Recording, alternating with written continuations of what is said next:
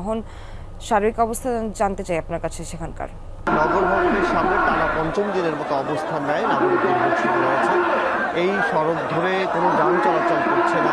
আমি যদি একটু সেই দৃশ্য আপনাকে দেখাই, খণ্ড খণ্ড মিছিল নিয়ে তারা এসেছেন এবং তারা নানান জায়গায় অবস্থান নিয়েছেন। নগর ভবনের একেবারে মূল গেটে অবস্থান নিয়েছেন।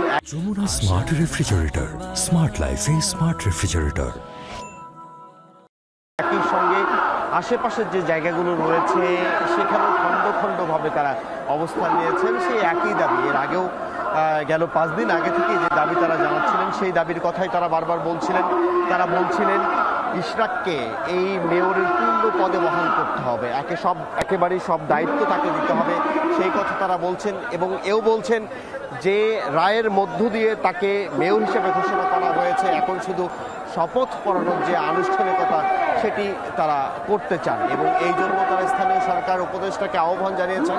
আমরা গতকালও দেখেছি স্থানীয় সরকার উপদেষ্টার পদত্যাগও তারা দাবি করেছিলেন এবং তারা মনে করছেন, তারা বলছেন এই যে দপ্তর সেই নগর ভবনে নানান ভাগ বাটোয়ারা হচ্ছে এবং ক্ষমতা লিপ্সু কিছু মানুষ সেখানে অবস্থান করছেন, এরকম দাবি তারা করছেন, যে কারণে ইশরাককেই তাদের পূর্ণ দায়িত্ব ফিরিয়ে দিতে হবে। আপনি জেনে থাকবেন গতকাল এই বিষয়ে একটি স্থানীয় সরকার মন্ত্রণালয় থেকে একটি বার্তা দেওয়া হয়েছিল।